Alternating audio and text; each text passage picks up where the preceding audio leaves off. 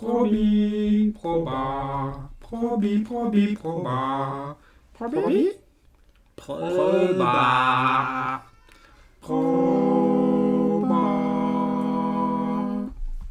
Probi, proba, épisode numéro 3. Aujourd'hui, nous allons étudier la somme de variables aléatoires identiquement distribuées indépendantes de loi exponentielle de paramètre 1. Alors pour ça, je pose le problème. On se donne une famille infinie de variables aléatoires xi, chacune de loi exponentielle de paramètre 1, la famille étant indépendante. Et on garde les sommes partielles. Pour tout n supérieur à 1, Sn, c'est la somme des xi pour i allant de 1 à n. La question est de trouver la densité de la loi de Sn. Il faut trouver que c'est 1 sur n-1 factoriel, x puissance n-1 exponentielle moins x, indicatrice de x strictement positif. Alors la démonstration que je vais donner, elle est assez classique, c'est une démonstration par récurrence sur n. Alors pour n égale 1, on a exactement ce qu'il faut. Pourquoi ? Parce que 0 factoriel ça fait 1, et x puissance 0 ça fait 1. J'ai exactement le résultat voulu. Donc je vais supposer que j'ai la densité qu'il faut au rang n, pour n supérieur ou égal à 1 donné, et je vais calculer la densité de la loi de Sn plus 1. Pour ça, j'écris par le lemme des coalitions que Sn plus 1 c'est Sn plus xn plus 1 et qu'on a indépendance entre les variables aléatoires Sn et xn plus 1. Bon, c'est assez intuitif. Sn s'exprime uniquement à partir de x1 et xn qui sont toutes indépendantes de xn plus 1. On peut bien imaginer que Sn est indépendante de xn plus 1. Par l'hypothèse de récurrence, on connaît la densité de la loi de Sn. On connaît aussi la densité de la loi de xn plus 1. Et comment obtenir la densité de xn plus 1 ? Il suffit de faire le produit de convolution, c'est-à-dire l'intégrale sur R de fn de t, f1 de x moins t dt. Et on se ramène donc au calcul d'une intégrale. Alors, j'utilise l'hypothèse de récurrence pour écrire explicitement la densité fn, 1 sur n-1 factoriel t puissance n-1 exponentielle moins t, indicatrice de t positif. Alors attention aux indicatrices, et ici elles ont une énorme importance. J'ai pris une intégrale sur R, un produit de convolution, il vaut mieux toujours l'écrire sur R au début. Et j'ai pris aussi la densité de F1.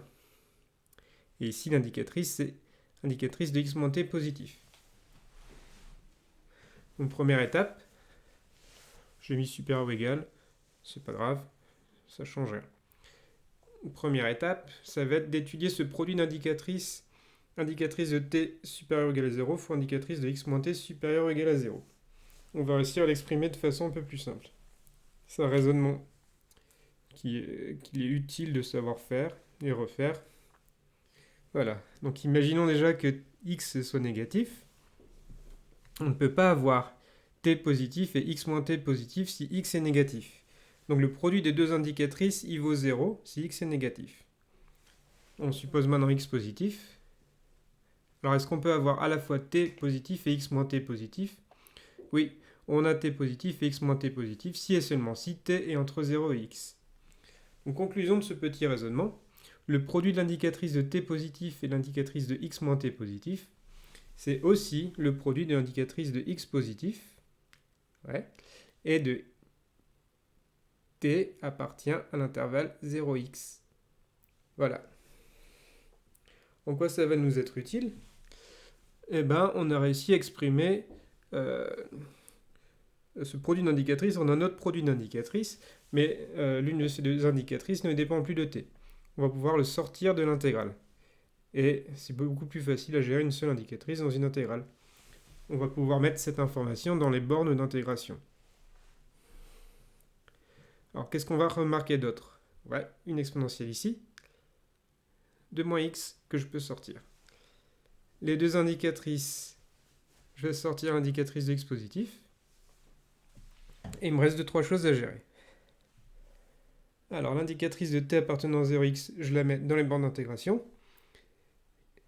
Qu'est-ce qu'il me reste ? Ah, j'ai plus d'exponentielle moins t. Ça s'élimine, j'ai du exponentielle moins t et du exponentielle t. Donc tout ce qui me reste ici, c'est du t puissance n-1 dt. Ça, c'est facile à intégrer. Ça fait du x puissance n. Sur n, voilà. Et on trouve exactement ce qu'il faut. Pourquoi?